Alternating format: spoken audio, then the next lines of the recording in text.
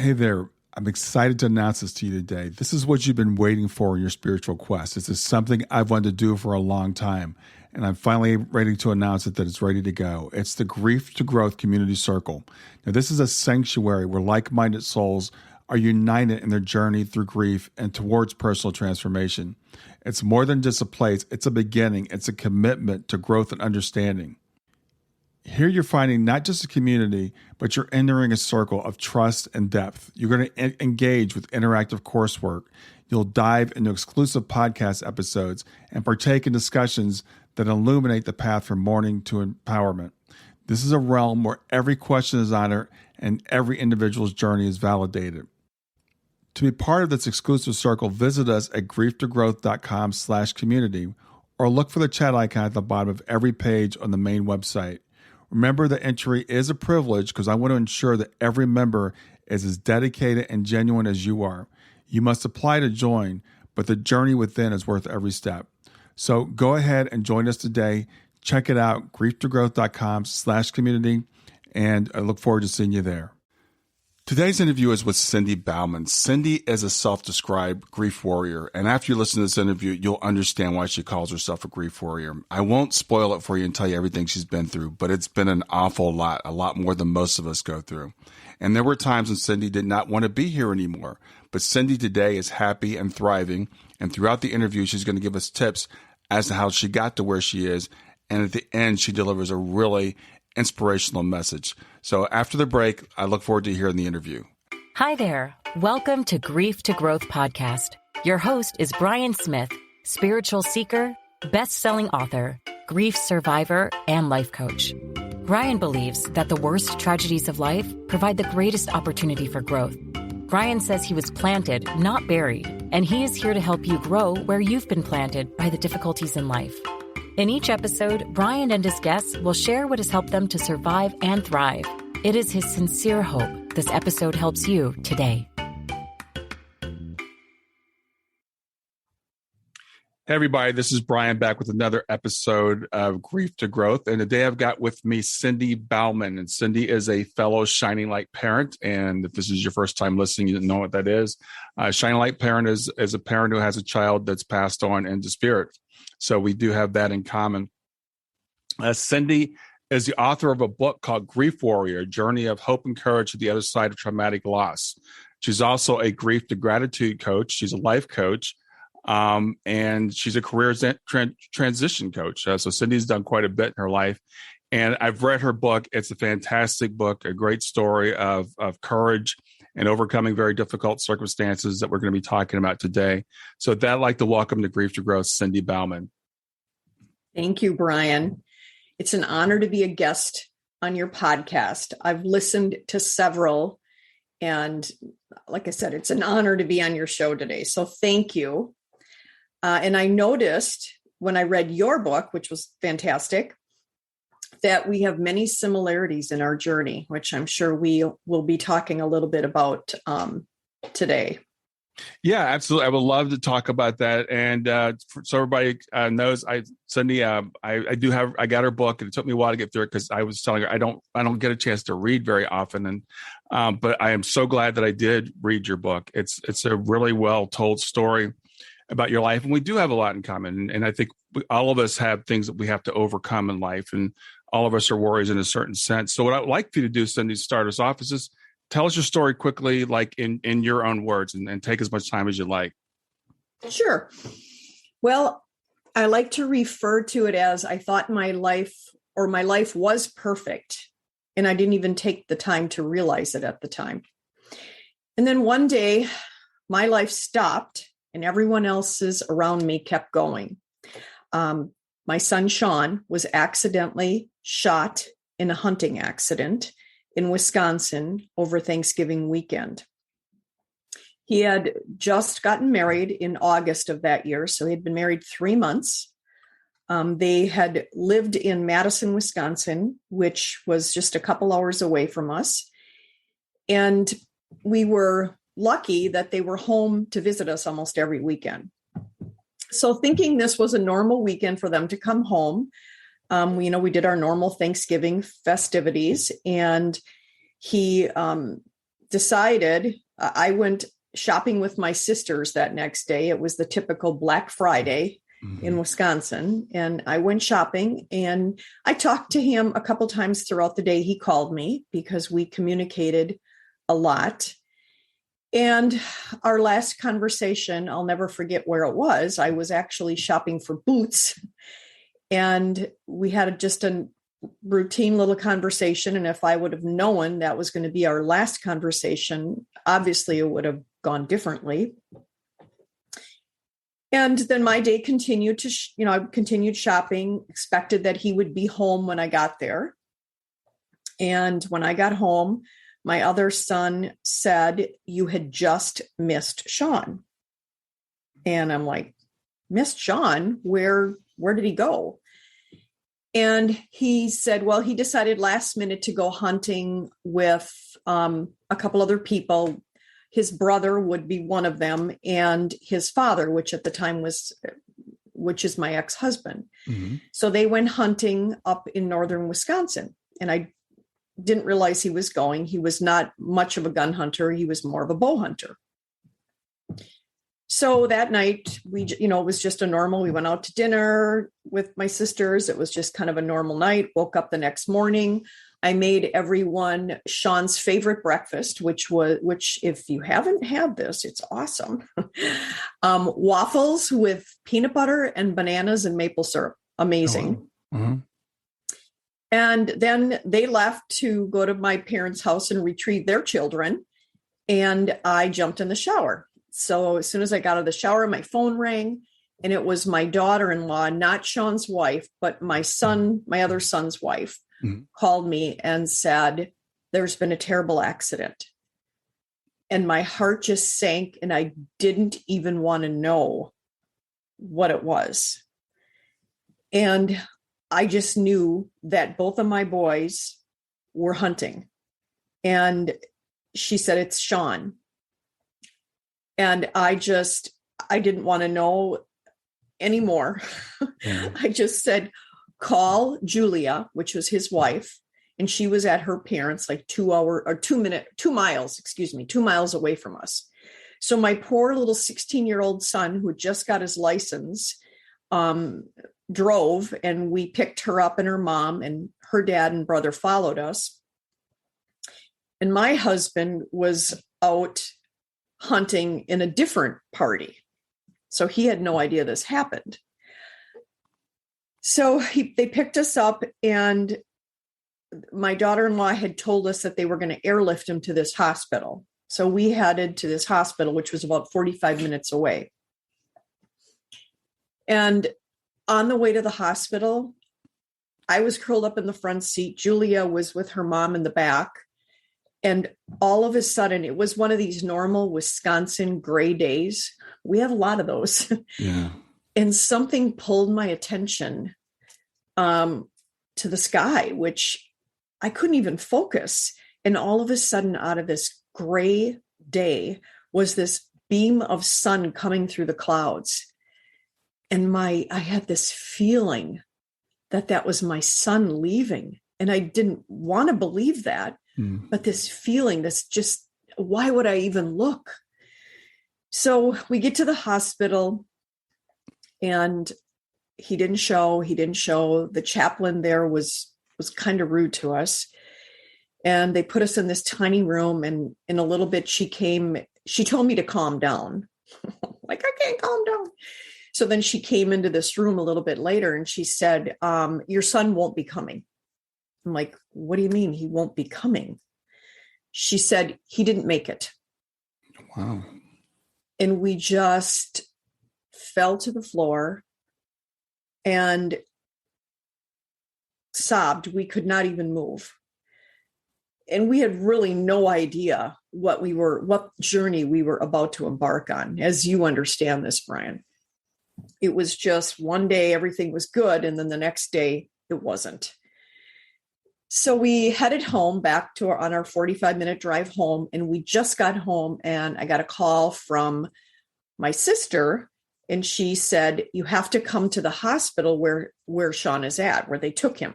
Because I knew he was shot in this little desolate area in Wisconsin. So I knew he went to this small hospital. Mm-hmm. So I guess the whole time when I heard of the accident, I was nervous because I knew he was a long ways from healthcare. So anyway, now we started on this journey, an hour journey to this other hospital. My poor son again had to drive. And again, my eyes were drawn to the sky, and I saw the most vibrant sunset to this day I have seen. And we have some beautiful sunsets in Wisconsin, but this one was just unbelievable. And as much as it was beautiful, it was painful. And then we get to the hospital, and the minute we got there, I knew I was there. And I said, I am not walking in.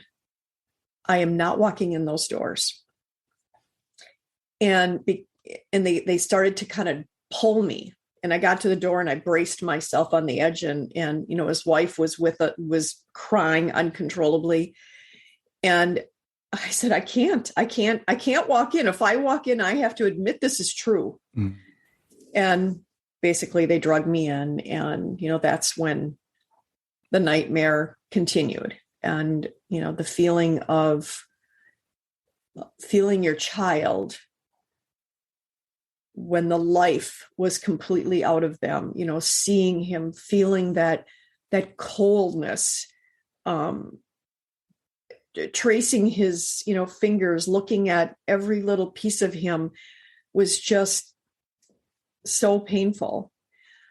And he, you know, I remember looking at him thinking, you know, he had these beautiful, long, thin hands, and he was going, actually, when he was killed, he was studying for med school to become a doctor.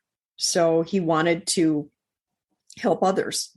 So that, you know, that kind of, there was just so many things in my mind.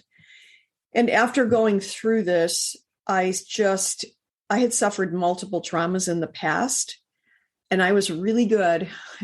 I talk about this in my book, but I was really good at putting him in this box, stuffing him nice and tight, and putting him on the shelf. And I was always optimistic, positive. And when this happened, that box came down, it hit me in the head. And I had to unpack all of those different years of trauma before I could deal with the loss of my son. So that was the start of my journey. Yeah. Yeah. I'm sorry for your loss. And I can say that as you're telling us, I can so relate. For me, I remember the moment. For you, it was a moment walking into the hospital where Sean's body was. For me, it was a moment leaving the hospital after they told us Shanice wouldn't be coming with us. And that feeling of turning your back and walking out the door, I will never forget it. And so for anyone who hasn't experienced that, it's you, like you said, it's like your life is one way, one moment, and then the next moment it's completely different. Stay with us. We'll be right back. Hey there, something I want to tell you about today. My podcast platform, Buzzsprout, has recently made it easier for me to allow you to support me financially.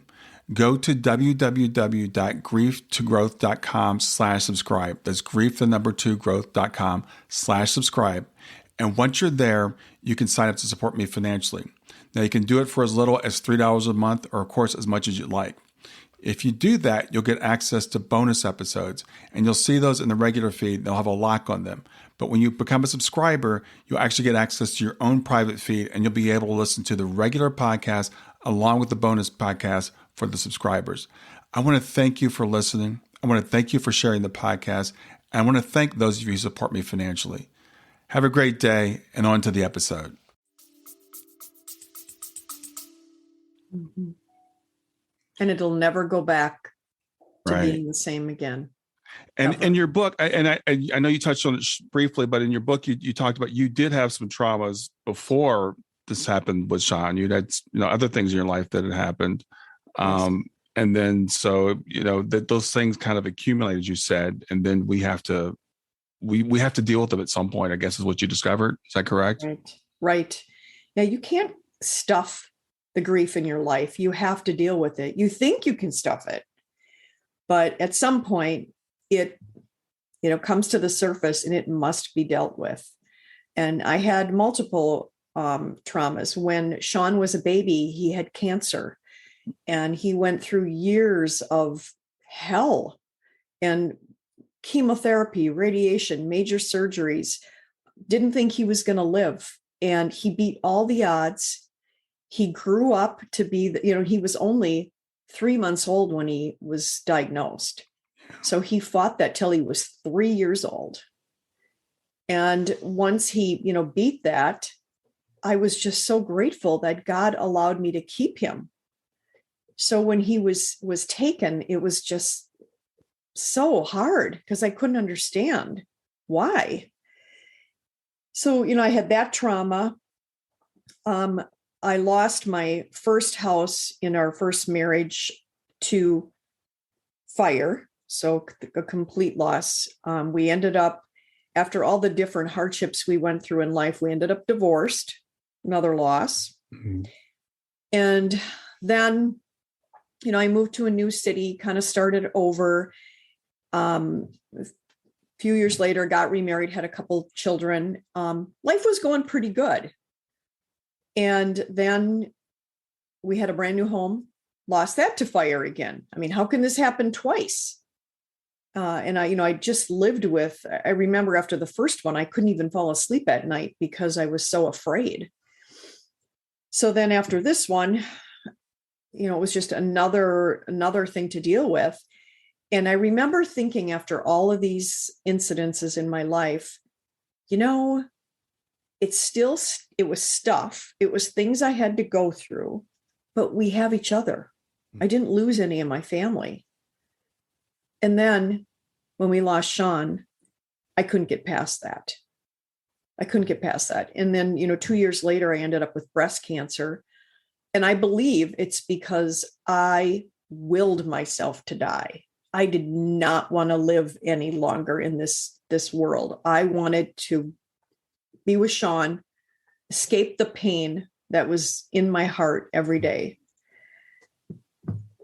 So that brings us to a long journey of counseling.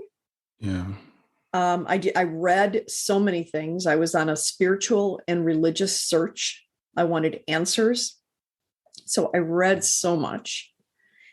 And I prayed, even though I was angry at God for the longest time. And finally, when I got to a big low in my life where I was ready to end it, God spoke to me that day and he said, "You are not done. You cannot end it this way. There is so much to learn and people to heal, and this is not your time and you're not done." Yeah. So at that point I thought, you know what, I have to figure this out. So, which led me down the road of EMDR therapy, mm-hmm. which is eye movement desensitization and reprocessing. So that's how I started that. Yeah, I want to, so we all go through traumas in life, and it seems like some of us, I don't know how your feeling is about whether God puts us on it or we choose it. I'll leave that. I'm going to get back around to that question, but you seem you're such a strong person, and you bounce back. And I'm as I'm reading your book, and I'm like, okay, now she's going through this, and now she's going through this. So with Sean, that was kind of like, and you talk about it in your book. You said you were ready to take your life. You actually started to take your life at one point. But then you said you felt like God stopped you. Is that right? Yes, I do. I do feel like he stopped me, and I had to realize what I had in my life. And I just felt him, telling me I wasn't done. And I realized, how can I do this to my other children? Will they think I love them less? I can't do that. And I have to figure this out, this mystery. Yeah. Because I think life and death are both a mystery. Yeah, and I so appreciate you being so honest and raw with your journey, because again, as a parent, I think it's almost universal. When our child leaves before we do, our instinct is to go with them. I think especially for mothers. I'm not a mother, but I'm very close to my daughters, and your instinct is to protect them and to be with them. And when you have multiple children, that complicates that, right? Like you just said, you can't be with both at the same time, at least not in a physical sense. Right. True. I was living with one foot on earth and one in heaven. Yeah. And I had to make a choice on where I wanted to plant myself. Where did I want to live? And along with that choice, I had to embrace life again. Yeah. And that, Brian, that's tough. There are days you don't want to do that. Yes, absolutely true. So you found EMDR. So tell me how that went with EMDR. Well, EMDR, my counselor had talked about it before, and I honestly felt at the time it was a few years into my counseling before we did it, which I think was good because we processed so many other things in my life that I had this trust built up with my counselor. And EMDR can be very painful. I mean, it's healing, but it's painful. Mm-hmm. And it basically got to the point where my PTSD in my life was unmanageable.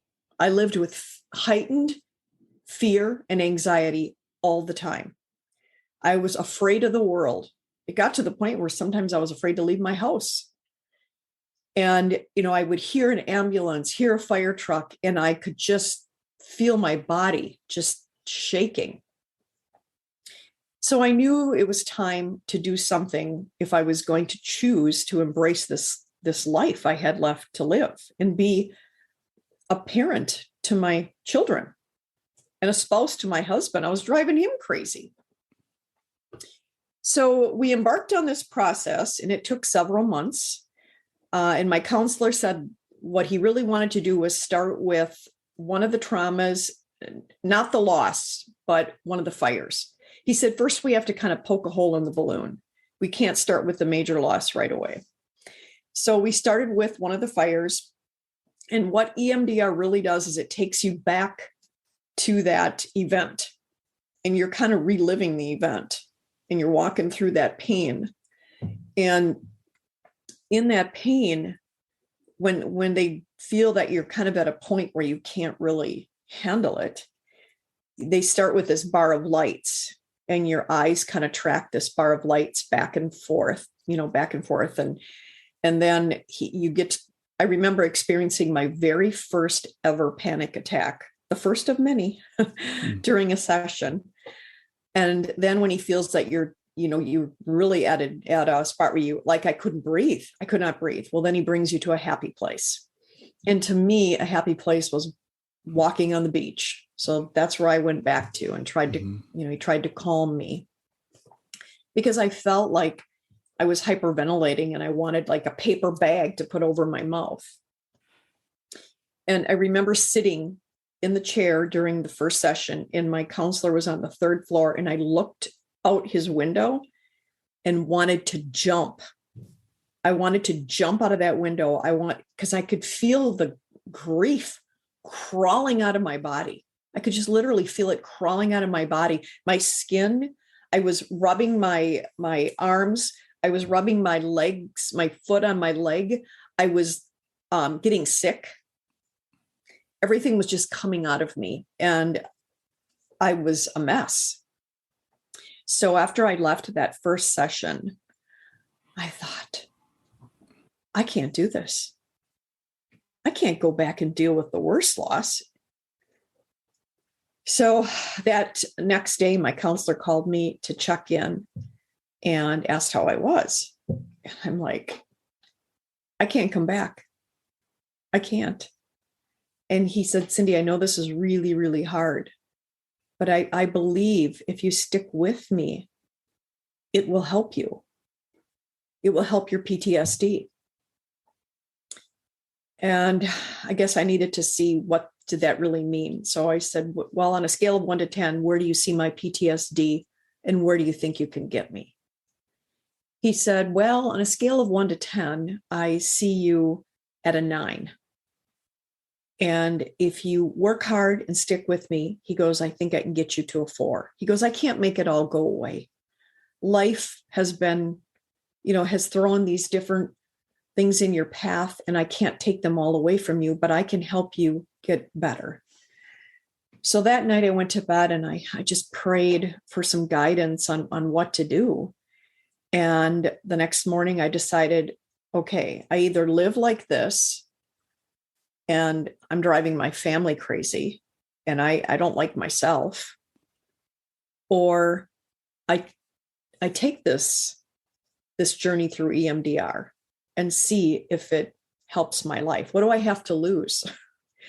So I continued, and we spent a lot of time walking through the loss, several sessions on the loss, because I had to go to the hospital and I was touching my son, and interesting session I had is when I was dealing with the loss of my son and I was at the hospital, I could feel I could almost feel his spirit leaving. And I remember reaching for it. I was reaching for it with my hand, and I could feel him holding my hand, and I could feel the grip letting go as he was leaving me. And it was just complete. I mean, it was horrible, but yet it was healing. And it brings me to tears now when I think about that, because I could just I was reaching for him in this therapy's off, the counselor's office during therapy. And it was just, oh. So you mentioned that you were a 9 on the PTSD scale when you started, and your counselor thought he'd get you to a 4. Where would you say you are now? I think he got me to a 4. I mean, yes, I still deal with anxiety and certain things, but it doesn't control me. And when I get in that state, I don't stay there for a long time. Yeah. Because it makes dealing with the other things you go through, grief, worse. Like, for example, dealing with regret, that's a big one. The shoulda, coulda, wouldas. Oh my goodness. Yeah. Let's talk about those. The shoulda, coulda, wouldas. Oh my goodness. So the shoulda, coulda, wouldas occupied me way longer than they should have. And, we all have these. After I lost my son, this regret, I can't make it right anymore. I can't say all the things I wanted to say to him. I can't do the things I wanted to do for him. Was I a good enough mother? Why didn't I come home early and stop him from going hunting? Did I help him enough? I felt so bad he had to go through a divorce.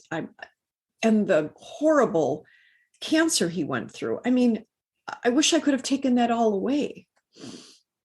And as a mother, the day he died, even though he was 100 miles away from me, a part of me felt like I should have protected him. So I had so much to deal with. And I remember just getting stuck on this hamster wheel. And I would go round and round and round and process and reprocess this stuff over and over and over again, beating myself up constantly. Forgetting I was human, and, everybody has regrets in their life. And I also it took research and people who I've reached out to, but then I realized I could still make things right. He was not here physically, but I could still make things right. And I know, Brian, you understand that. I do. And I really wanted you to talk about that, because I think that's pretty much a universal thing for a parent that has had a child pass. I've worked with lots of parents, and I haven't worked with one yet that hasn't found some way to blame themselves. It's a natural human thing. And I want people to understand that when you're going through that, you think you're unique. That's one way we're all pretty much the same. And, as I read your book and as I hear you talk about your relationship with Sean, obviously you're a fantastic mother, and you made him waffles with peanut butter and bananas and maple syrup, for breakfast. But we find a way to say it's my fault. My grown son went on a hunting trip, but I should have protected him. And for us outside, we realized that sounds silly. We would say, if your friend told us that, we would say, well, no, obviously it's not your fault. But we say that to ourselves. Yes. And as I read that in your book, and as I hear you saying that, I'm like, yeah, everybody does that. Yes. Yes. Yes. And once I realized that I could still, make these wrongs right with him in some way, I started out I journaled a lot, but journaling was a way of me putting my thoughts on paper. And then I got to a different version of that later, but I journaled a lot. I wrote him a letter. I remember sitting across from him, putting 2 chairs and pretending he was sitting there, holding my hands out and just pouring my heart out and telling him how sorry I was. And there was a sense of peace that kind of came with that. Like, oh, okay, he hears me. He understands. He knows. I believe there was a part of him that thought losing him would almost kill me because he knew how much I loved him and how close we were. Mm-hmm. But then I finally learned a technique called soul writing. And I started where I would go through a short meditation. And meditation was not an easy thing for me. I still struggle with it. So when I say short, I would start with a short meditation and just kind of clear my mind and, ask for whether I was writing to God or to Sean, because I did both. I would ask Sean to come in and help me. And then I would just write a question. And without really thinking about it, without analyzing it, I would just write the responses. Everything that came to me, I would write. I wouldn't worry about spelling, grammar. I would just kind of let it go. And I would write until things stopped. And then maybe I would write another question. And then I would put it away. And then if I pulled it out the next day and read it, I'm like, oh my goodness. That was definitely him communicating with me.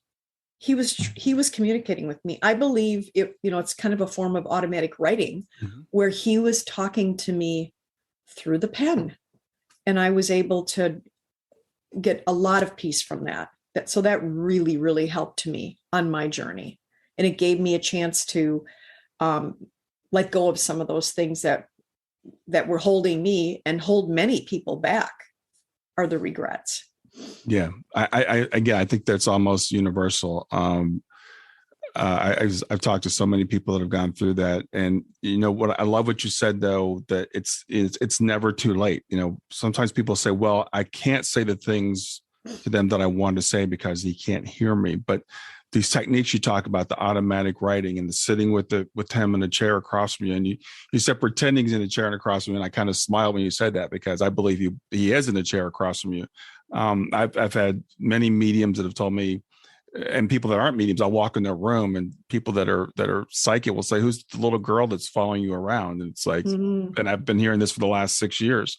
And so I know that Shayna's still with me, all the time, which is why she's in my picture, behind me, because it's just a reminder when I'm doing this that, Shayna is still here and Sean is still with you, and all of our kids are still with us, and they want us to be happy. Yes. Yeah. I love that. Every time you walk in a room, she's with you. So true.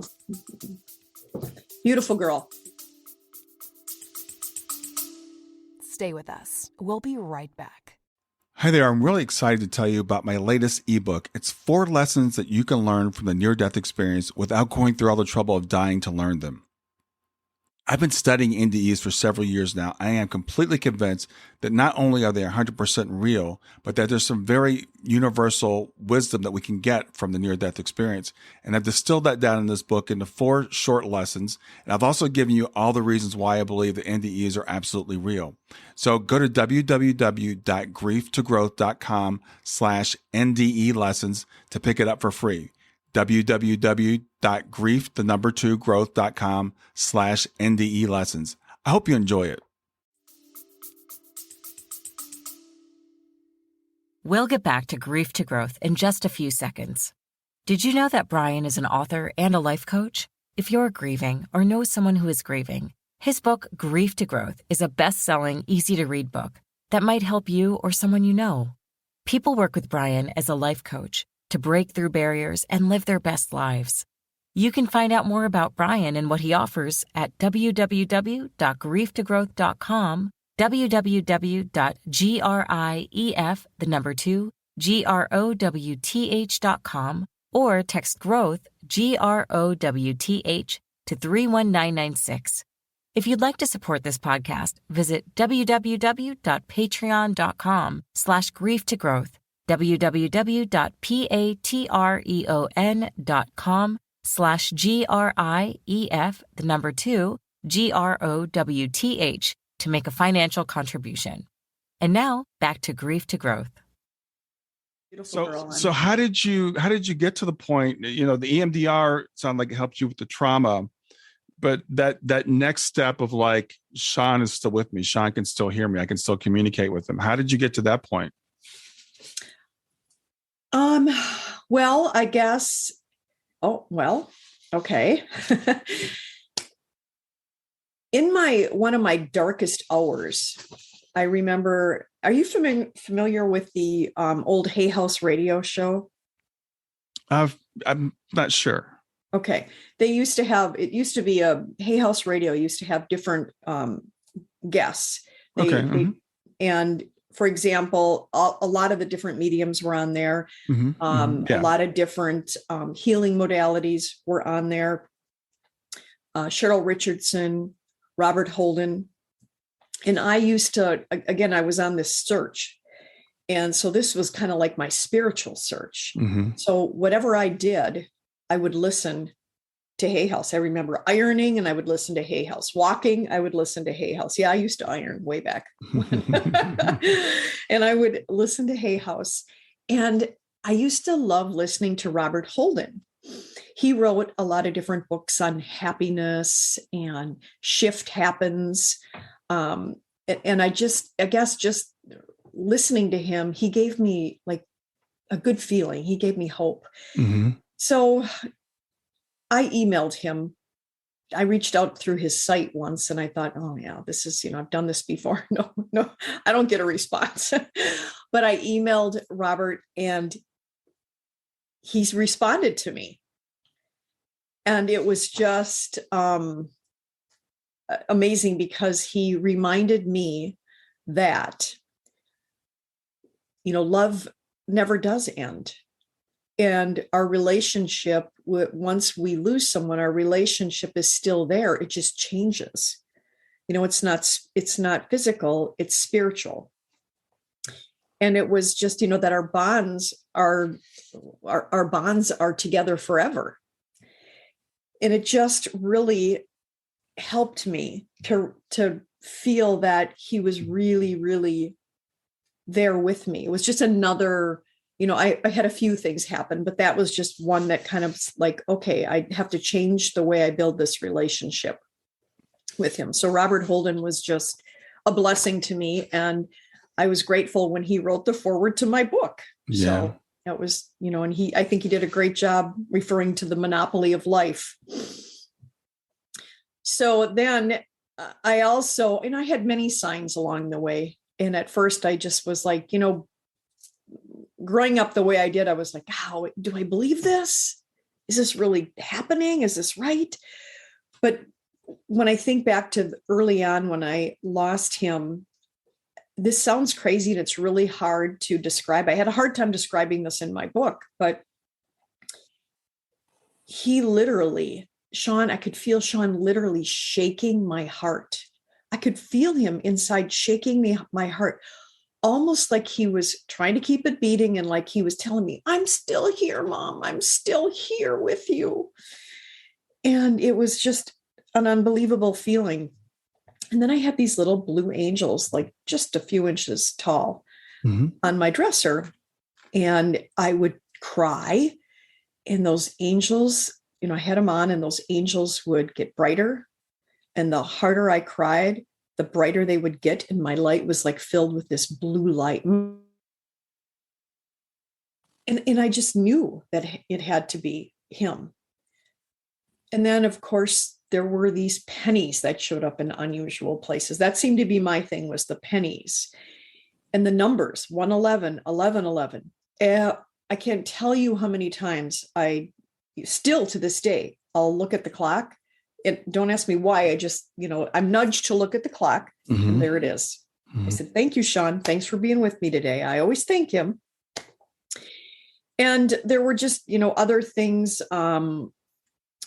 where he mentioned something to me. And I talk about it in my book about thinking there was this, looking for this blue horse, and it was not a blue horse, but it was clear as day that he had, said this to me. And then that dream visit, and I'm sure, you can relate to this. There's a dream and there's a dream visit. And this dream, I have to say, I haven't had many dream visits, but you never forget a dream visit. And this one I remember it was like on New Year's Eve, and I had went to bed, and it was probably New Year's Day when the dream happened, because I kind of woke up and then I went back to sleep. And it was just maybe a year or two after he left, he was gone. After the first full year. And all of a sudden he was there, and he was in his wedding tux, and he was holding my shoulders, and he goes, Mom, I know how hard this has been on you. I know how hard, and I'm so sorry. I know how hard it is, but we will be together again. And I said, but when? And the reason I know that this knowledge that he shared wasn't from him is because he would never use these words. He said, I don't know when you are slated to come. Like we're on a slate, like we're slated to come. And he hugged me, and I could just feel him hugging me. And then I woke up, and of course you don't want to wake up. You want to go back to bed. Yeah. But, those words, just slated to come. Interesting. Yeah. Well, as you're saying, I got goosebumps as you were describing the dream visit. And you're right. When you have those, I don't have as many as I used to have, but I would always get so excited when I would see Shane. I'd wake myself up. So I had to learn to try to stay calm, when I would see her. Yes. But there's something about it that you just know that, you're having an actual, visit with them. And they're usually very brief. Yes. And they can kind of carry you through. So you had the EMDR, and you have the communication with Sean. You talk about your faith in God. And so tell me about what that's been like over the years as you've gone through all this. Oh, wow. It's a good question, Brian. Well, first of all, I grew up Catholic, very traditional Catholic family. I sent my youngest to Catholic school. We weren't like crazy religious all the time in our house, but we believed in God. We went to church, we prayed, just pretty traditional Catholic upbringing. And when we lost Sean, I couldn't believe God could do that. Why would he do that to us? I thought we were doing everything right. Why would he just take him? So I was angry, very angry. And it took me a long time to get past that, but it did push me on this spiritual journey where I read about all kinds of different religions. I read all kinds of medium books, just a variety. And it just opened my mind up past my little world. And it made me more receptive to what was out there. And I remember people, a couple people had kind of judged me for seeking a medium and, telling me that was the devil speaking. And I guess, first of all, if anyone's listening to this and they haven't lost a loved one, but you know of somebody that has, please don't judge them. Please don't judge them. People, if you lose a child, you are so desperate for communication. People who have their children can communicate with them, whether it's a text message, a phone call, whatever, all the time. But when you lose a child, that ends. And you will do anything for communication with your child. And for the most part, my experience with different mediums has been all good. Yes, I've had some that weren't that good, but for the most part, it's been good. They brought me peace. They knew things that they wouldn't know if my son wasn't communicating with them. So I guess I looked at it as, how can God be angry if it brings you peace and gives you healing?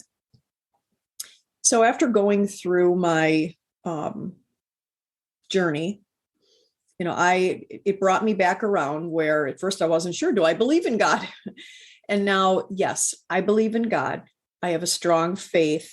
I believe he walks with us. I believe he helps us through this. And I believe we will see our children again. So that's kind of, but it took me a while to get back to that point. Yeah. And I wanted to ask you that question about faith, because I think that's a very, it's an interesting thing, because a lot of people say they have faith in God, but it is, I call it the Sunday school faith or the Santa Claus faith, that if I do all the right things, then God will do good things for me. And when you have that type of faith, then the first thing that happens when someone's taken from us is either I did something wrong or God let me down, and that anger, or I have another friend that just says, okay, I don't believe in God anymore. God must not exist because God wouldn't let this happen.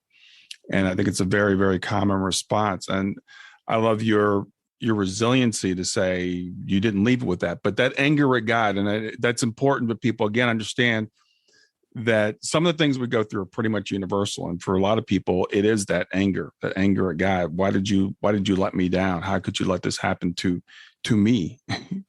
Mm-hmm. Yes. And at the time, my priest, I reached out to my priest. He came to my house. He was really, really good.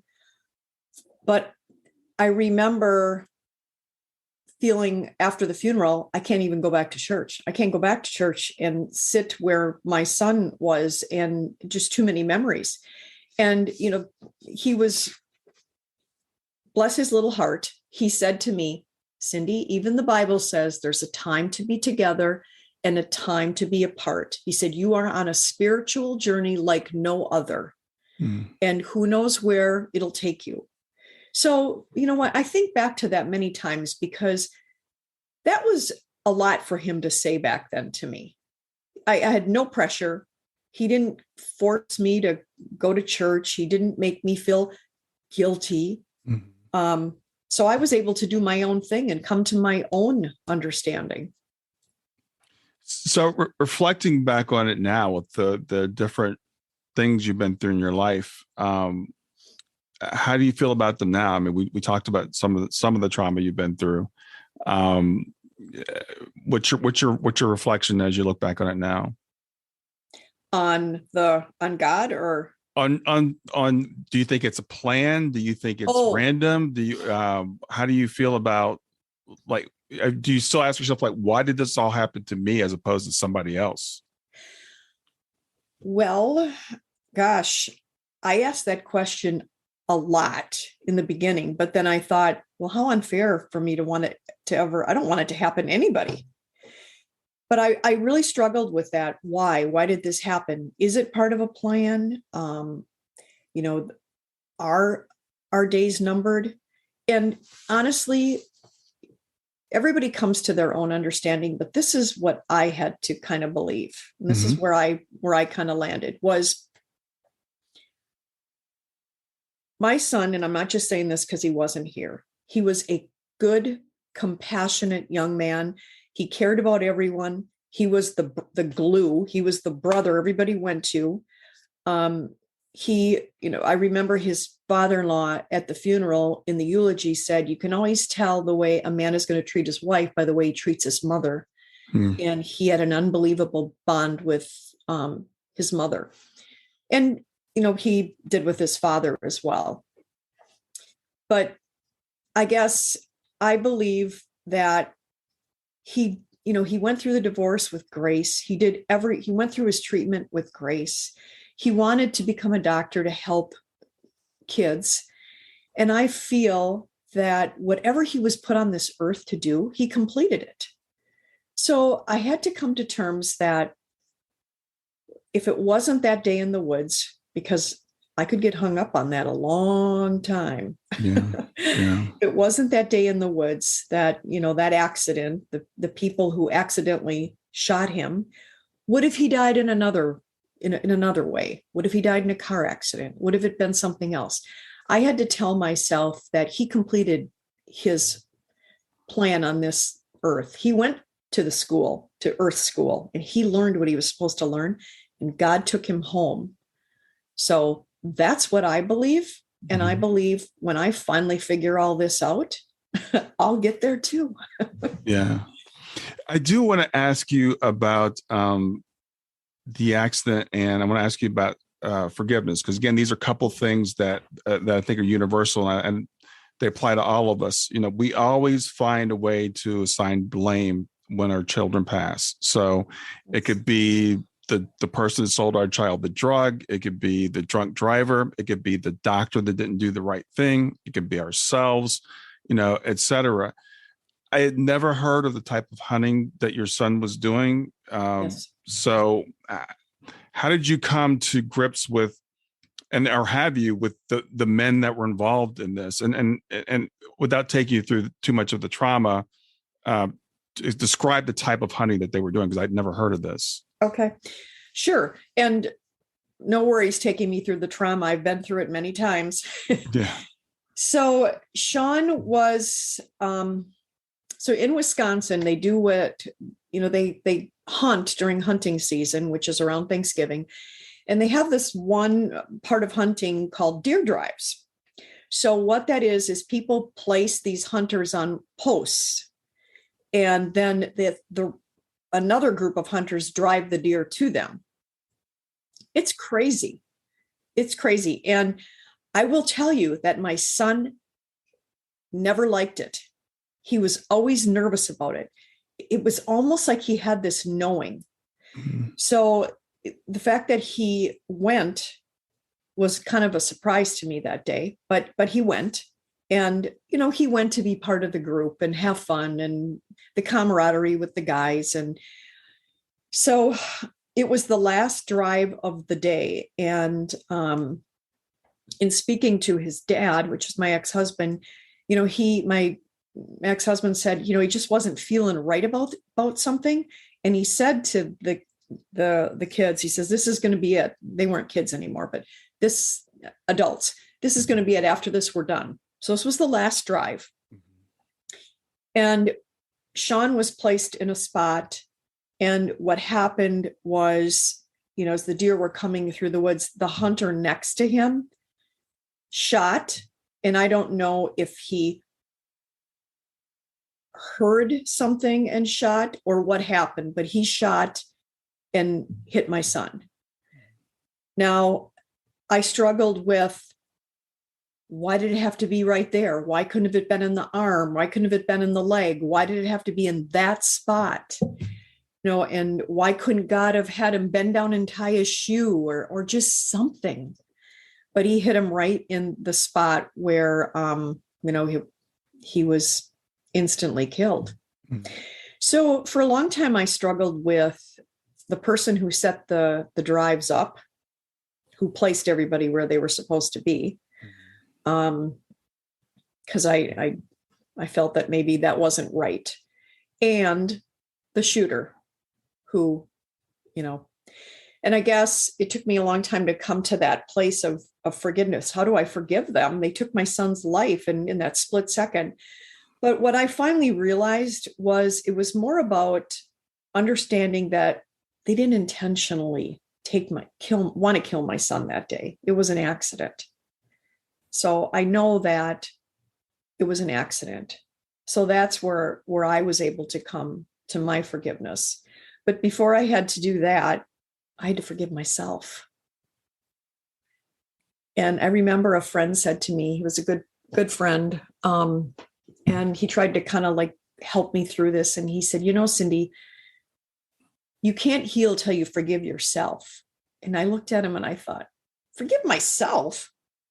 Why do I have to forgive myself? I wasn't even involved.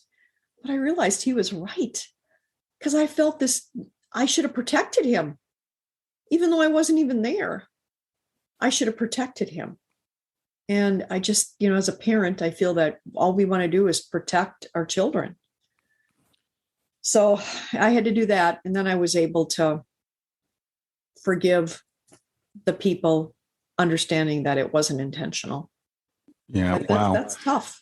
Yeah. As you said that, something just came to me, because I've often wondered, why is it we beat ourselves up so much? And like I said, it's almost universal. And I think it dawned on me when you said that it's punishment. We feel like we haven't forgiven ourselves, so we punish ourselves.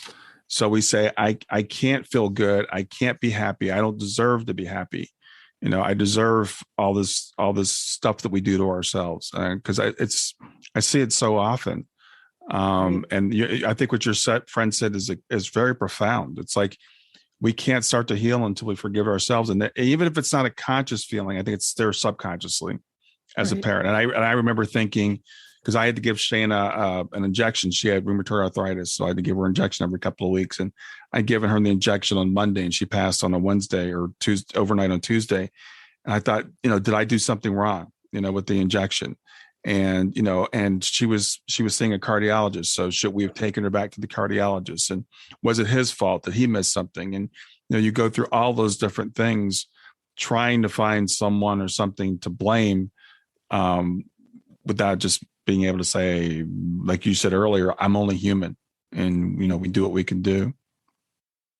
Right. So let's talk about where you are today. I mean, you're a grief to gratitude coach. I know you were a very successful entrepreneur before all this. So how did you get to being what you're doing now?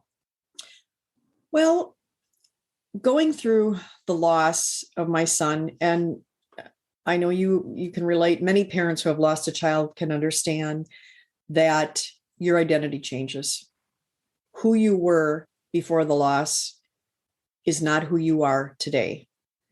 Therefore, your priorities change. I was building a business, climbing the ladder. I have to admit, I had fun doing it. I loved being part of this group. I had an ad agency, and it was a fun business. We had a great team. I had a good partner, and it was fun. But after I lost my son, my passion just was gone. I felt like I spent way too much of my life working, which I did. That's one of my regrets. I worked way too much through all of my children. And I tell this story just because it's kind of cute. But one January day, my son, he was young, called me at work, and it was after, I don't know, it was like 6:30 or 7:00. He called me at work and he goes, "Mom." And I'm like, "Yes, Justin." He goes, "Did you forget your New Year's reservation?" Knowing he meant resolution, mm-hmm. I'm like, "Oh, yes, Justin, I will be right home." Because he knew that I promised to be home by 6:00. So, it was just those things. And all of that came back to me. And I thought, okay, I spent way too much time working. I have to refocus. So spent some time kind of trying to figure this out. And there was only so much I could do because I had a business to run with my partner. So eventually we sold the business. I worked part-time for the new employers while I kind of worked on my coaching and expanded my knowledge in those areas. And then started writing my book. So today my goal today is to help others. There is beauty and joy on the other side of this. And I want to help others who are struggling find that. Helping others heal is the most, satisfying, I think, satisfying thing you can do is to see that person move forward in their grief. So that's kind of what I still pray for an MDE, because I've always prayed for a near-death experience that I never got. But I thought, how cool would that be to have an NDE just so I could see what my son's life was like? But I still pray for that. But yet it's my life is good now. Well, I will tell you, I've interviewed lots of people who have NDEs, and one thing they always say is, "Do not pray for an NDE." So, just give you that little bit of advice. Thanks for the tip. Yeah, and I've said the same thing myself before I studied it as much as I have now. It can be very, very traumatizing. They end up, all kinds of issues. The great thing is to study NDEs. That's the thing. I've read many. Study NDEs, but I understand what you're saying, because I sometimes can be envious of my friends that are mediums. I have a really good friend that we talk all the time, and she always say to me, "I wish I could give you my third eye so you could see what I see," because she actually sees my daughter, and she's like, "I see Shayna sitting here on my bed. I see her doing this." And so for me, I just have to take it on faith, right? I'm like, okay, I have to believe that she's here when you tell me that she's here. And but she's told me like stuff that's in Shayna's room. So I know she knows what's going on. Right. So it's, but I love what you call yourself. And I haven't heard this before, grief to gratitude coach. So, it's one thing to say we can heal, but that implies even more than that. So why did you choose the word gratitude? Well, it's a program. So it's a program that I signed up for. So I'm not responsible for the name of it, Grief to Gratitude. But Dora Carpenter is the person that runs this coach certification program. Mm-hmm. And I guess the gratitude part of it is, we try to encourage gratitude in your life, because it's how important it is, and sometimes it's hard to find it. And we encourage embracing life again.